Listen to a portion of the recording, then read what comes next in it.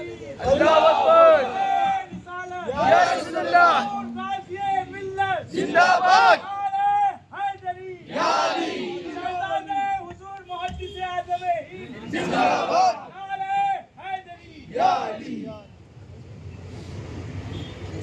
الحمدللہ الحمدللہ نحمده ونستعینه ونستغفره ونؤمن به ونتوکل علیہ ونعوذ باللہ من شرور انفسنا ومن سیئات اعمالنا من يهده الله فلا مضل له ومن يضلله فلا هادي له ونشهد أن لا إله إلا الله وحده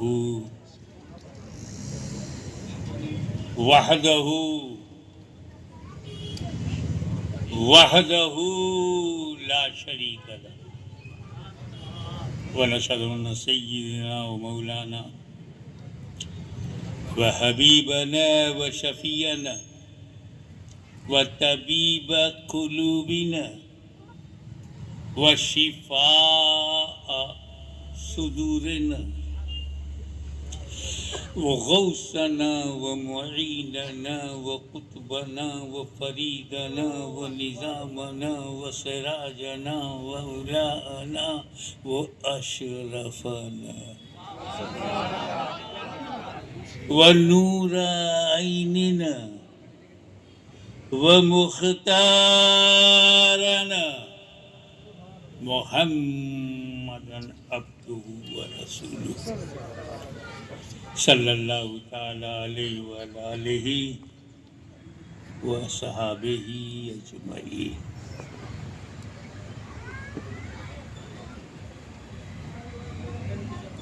اما بعد فاعوذ باللہ من الشیطان الرجیم بسم اللہ الرحمن الرحیم. اليوم اکملت لکم دینکم واتممت علیکم نعمتی. صدق اللہ مولانا العلی العظیم وبلغنا رسولہ النبی الامین الکریم ونحن علی ذلک لمن الشاہدین والشاکرین والحمد للہ رب العالمین. ان اللہ وملائکتہ یصلون علی النبی یا ایھا الذین آمنوا صلوا علیہ وسلموا تسلیما. اللہم صل علی سیدنا مولانا محمد وعلی آل سیدنا مولانا محمد وبارک وسلم کما تحب وترضى بأن تصلی علیہ صلاۃ وسلام علیک یا رسول اللہ.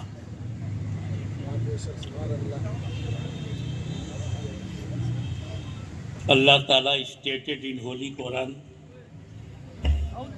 today I completed your religion for you. Al-Yawm, today, آج میں نے دین کو مکمل کیا. حضور صلی اللہ تعالی علیہ وسلم کے ہاتھ پر اسلام مکمل ہوا ہے، شروع نہیں ہوا ہے. کوئی چیز جب مکمل ہوتی ہے تو اس سے پہلے شروع ہوتی ہے. تو اگر لوگ یہ سمجھتے ہیں کہ اسلام 1400 برس پرانا ہے تو اس کا دماغ بہت پرانا ہے. اسلام 1400 برس پہلے کمپلیٹ ہوا ہے. شروع تو تبھی ہو گیا جب آدم دھرتی پر آئے.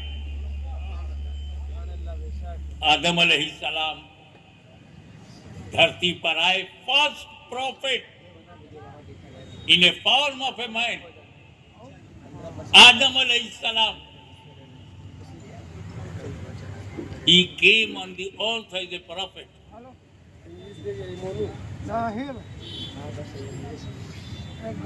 دوسری بات, جنت سے آئے.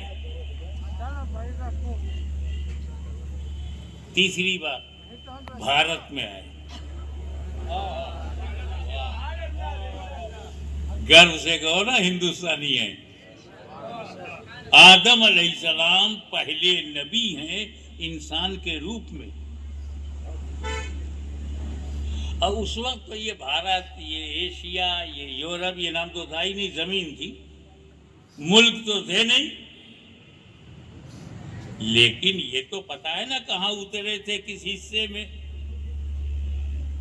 آج وہ اپ مہادیپ بھارت ہے.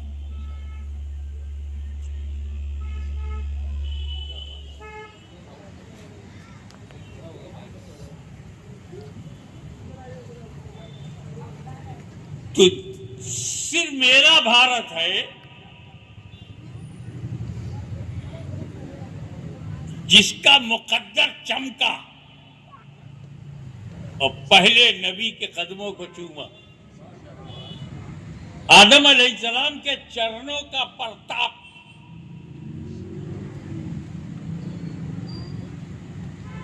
کہ جواب نہیں. تبھی تو ڈاکٹر اقبال کو کہنا پڑا سارے جہاں سے اچھا ہندوستان ہمارا. یہ بات اس میں نبی کے قدم کا صدقہ ہے.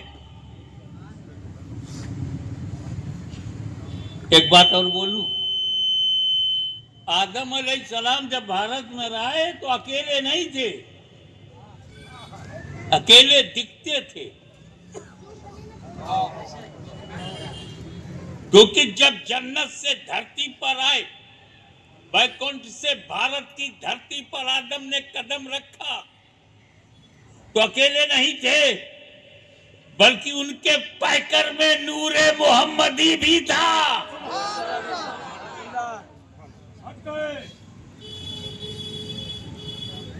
ان کی باڈی میں نور محمدی بھی تھا.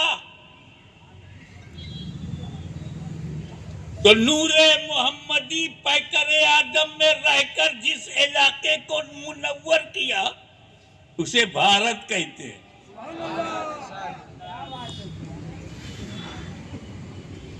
ایک بات اور سمجھتے چلو، میں یہاں آیا ہوں، جس گھر میں گیا مالک کوئی اور ہے.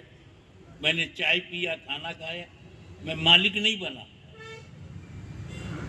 بمبئی میں کہیں بھی چلا جاؤں گا مالک نہیں بنوں گا. لیکن کسی ایسے جنگل میں چلا جاؤں جہاں کوئی نہ ہو،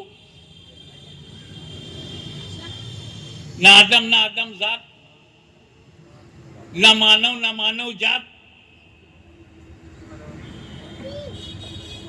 اور وہاں میں نے جھوپڑی بنا لیا تو مالک کون ہے؟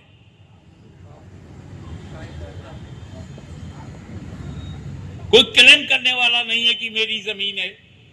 جنگل میں کٹیا بنا لیا. میں کٹیا بنانا پسند کروں گا، آشرم نہیں بناؤں گا.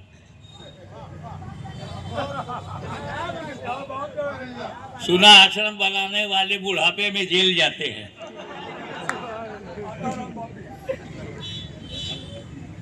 لائف امپریزمنٹ، آجیون کاراواس ہو جاتا.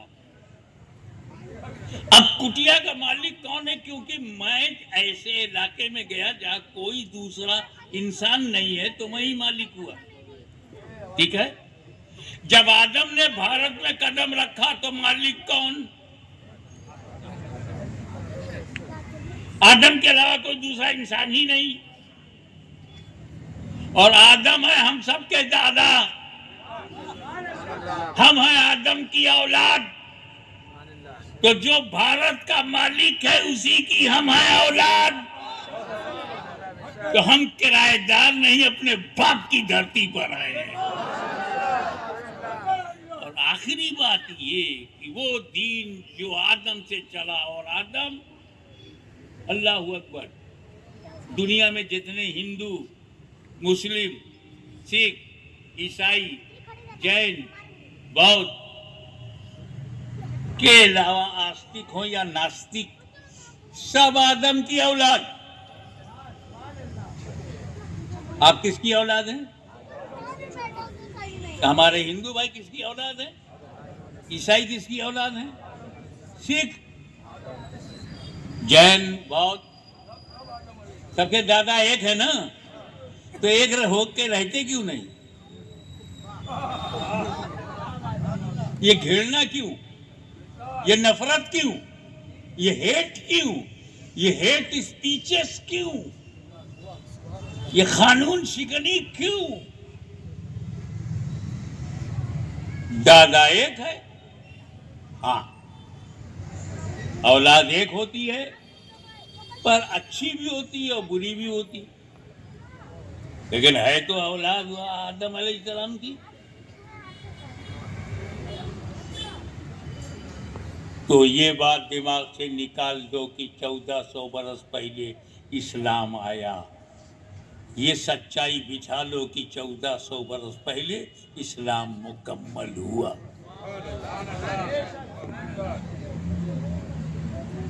اور 5 پلرز آف اسلام، ایمان، توحید، نماز، روزہ، حج اور زکوٰۃ، یہ 5 پلر ہیں۔ یہ نماز ہے، یہ روزہ ہے، یہ حج ہے، یہ زکوٰۃ، یہ چاروں ساتھ ساتھ ہیں، پر ایک دوسرے سے گلے نہیں ملتے۔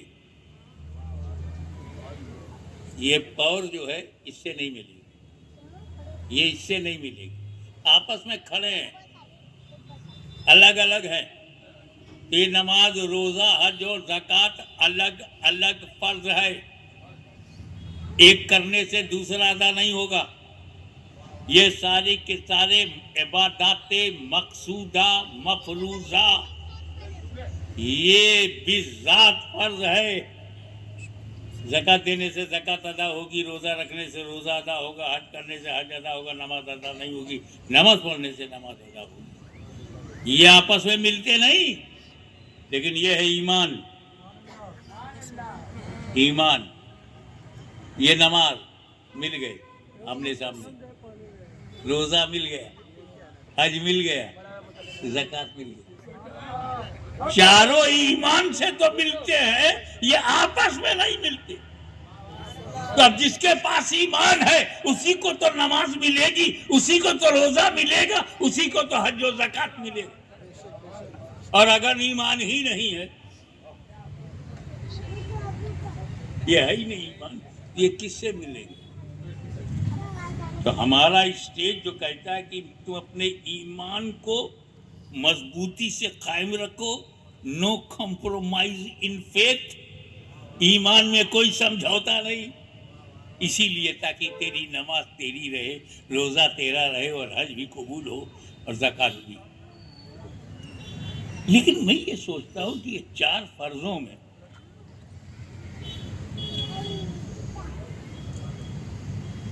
تین تو کنڈیشن ہے، کنڈیشنلی فرض ہے۔ حج انہی پہ فرض ہے جنہیں استطاعت ہو، سب پہ نہیں، لائف میں ایک ہی بار، پر وہ بھی جب استطاعت ہو۔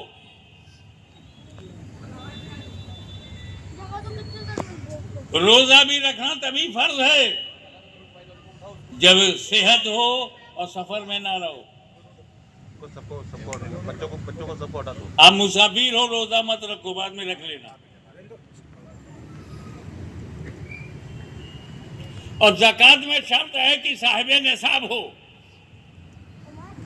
یعنی ہر حالت میں زکوٰۃ فرض نہیں، ہر حالت میں روزہ فرض نہیں، ہر حالت میں حج فرض نہیں، بس صرف نماز ہے جو ہر حالت میں فرض ہے۔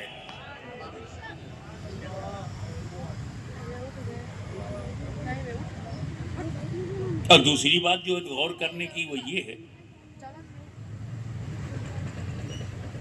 کوئی عبادت جو ہے وہ سالانہ ہے،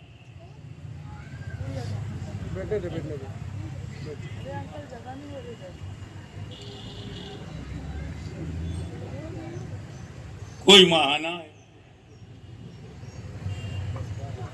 جیسے عید کی نماز سالانہ ہے،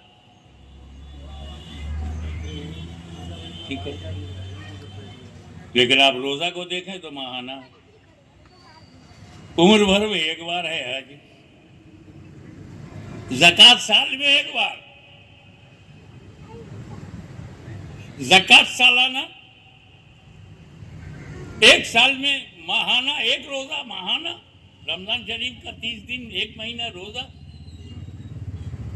تو سالانہ ہے۔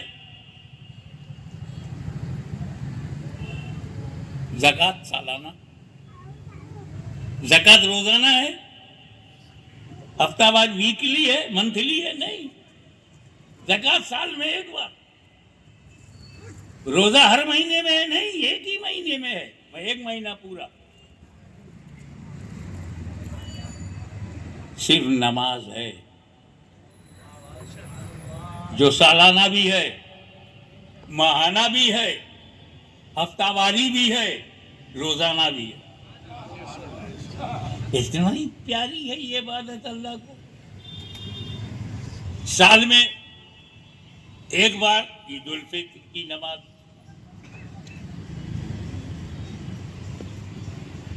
ایک مہینہ الگ سے کوئی نماز، رمضان میں تراویح کی نماز، ماہانہ ویکلی جمعہ کی نماز، روزانہ 5 وقتہ نماز، اور ہر حال میں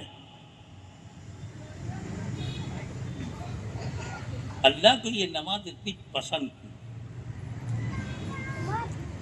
ایئرلی نماز، منتھلی نماز، ویکلی نماز، ڈیلی نماز اتنی پسند کیوں ہے؟ نہ ڈیلی روزہ ہے، نہ ڈیلی زکات ہے، نہ ڈیلی حج ہے، مگر نماز ہے۔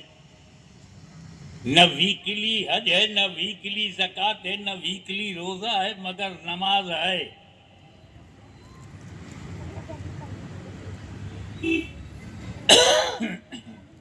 اصل بات یہ ہے کہ نماز ایک ایسی عبادت ہے جو پوری دنیا میں ہر وقت پڑھی جاتی ہے۔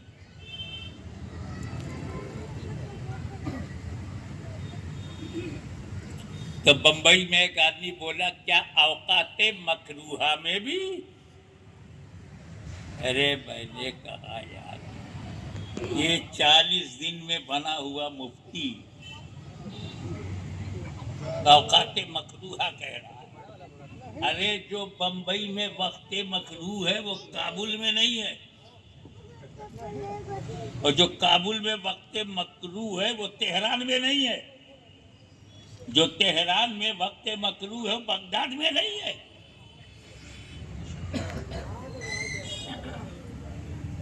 دیکھو ایسا یہ دنیا ہے، یہ پرتھوی ہے نا، دنیا، یہ سورج ہے،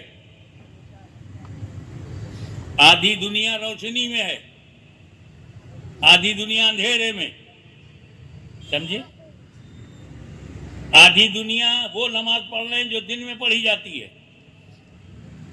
آدھی دنیا وہ نماز پڑھ رہی ہے جو رات میں پڑھی جاتی ہے۔ ادھر والے سوچ رہے ہیں جو اس دنیا میں ادھر ہیں کہ سورج ادھر ہے، ابھی نکلنے والا ہے، نکلنے والا ہے، فجر پڑھ لو۔ ادھر والے کہتے ہیں یار نکلے ہوئے تو بہت دیر ہو گئے، ظہر پڑھ لو۔ کون کہا یہ مثلاً سے گزر گیا، عصر پڑھ لو۔ ادھر والے کہتے ہیں اب ڈوبنے والا ہے، مغرب پڑھ لو۔ ادھر جو رہ رہے کہتے ڈوبے ہوئے 1.5 گھنٹہ ہو گیا، اب عشاء پڑھ لو۔ یعنی ایک ہی وقت میں 5 وقت کی نماز ہو رہی ہے، صرف جگہ بدل گئی۔ اور آسانی سے سمجھا دوں، رمضان شریف کا مہینہ آتا نا بھی، آپ بتاؤ مغرب کا بمبئی میں اس وقت کیا ٹائم ہے؟ مغرب ایگزیکٹ بتاؤ۔ 7:01، 7 بجے، 7:01، ڈفرینسز آ رہے ہیں، 7:02، 6 منٹ، ماشاءاللہ کتنے اختلافات چل رہے ہیں۔ ایک مہینہ ایسا ہے کہ مغرب کا صحیح ٹائم بچہ بتا دے گا رمضان میں۔ کہا بیٹا ایگزیکٹ کیسے معلوم؟ کہ افطاری کا معاملہ اسی پہ ٹکا ہوا ہے۔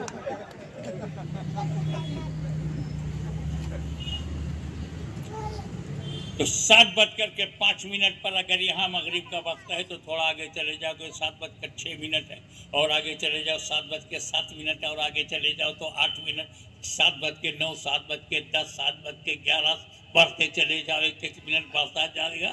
ہر ٹائم مغرب کا وقت، ہر وقت نماز کا وقت، ہر وقت سجدہ، ہر وقت رکوع، ہر وقت قیام، ہر وقت سجود، ہر وقت السلام علیکہ ایھا النبی، ہر وقت تو نماز ایک ایسی عبادت ہے جو ہر وقت پڑھی جاتی ہے دنیا میں کہیں نہ کہیں. اسی وقت ہندوستان میں تم عشاء پڑھو گے، اسی وقت امریکہ میں ظہر پڑھ رہے ہیں. تو عشاء اور ظہر دنیا میں ایک ساتھ پڑھی جا رہی ہے. کہیں عصر، کہیں مغرب، کہیں فجر، کہیں عشاء، کہیں پر ظہر، ہر وقت نماز پڑھی جاتی ہے. تو نماز ایک ایسی عبادت ہے جو ہر لمحہ، ہر گھڑی، ہر سیکنڈ. سوچو،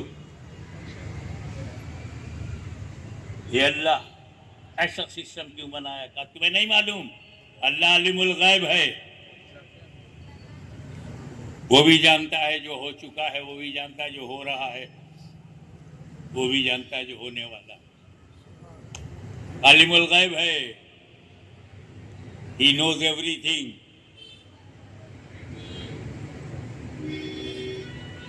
اس کو معلوم ہے کہ میرا حبیب اعلان کرے گا.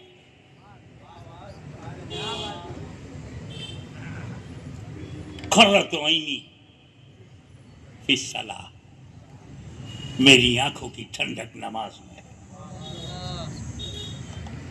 میں سوچنے لگا کہ سرکار آپ نے یہ کیوں نہیں کہا کہ قرۃ عینی فی الزکوٰۃ؟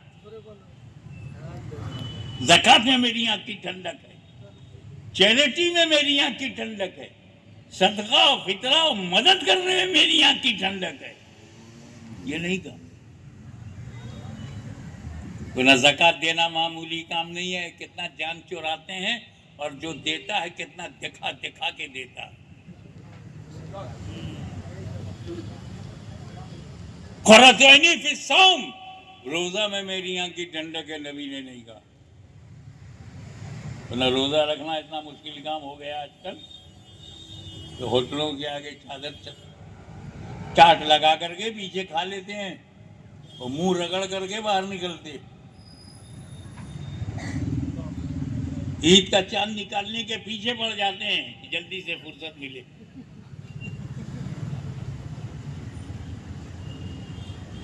پھر بھی رسول پاک نے حوصلہ بڑھانے کے لیے نہیں کہا قرۃ عینی فی الصوم، روزے میں میری آنکھ کی ٹھنڈک، لوگوں میں جذبہ رہے. اور حج میں تو بڑا پرابلم ہے،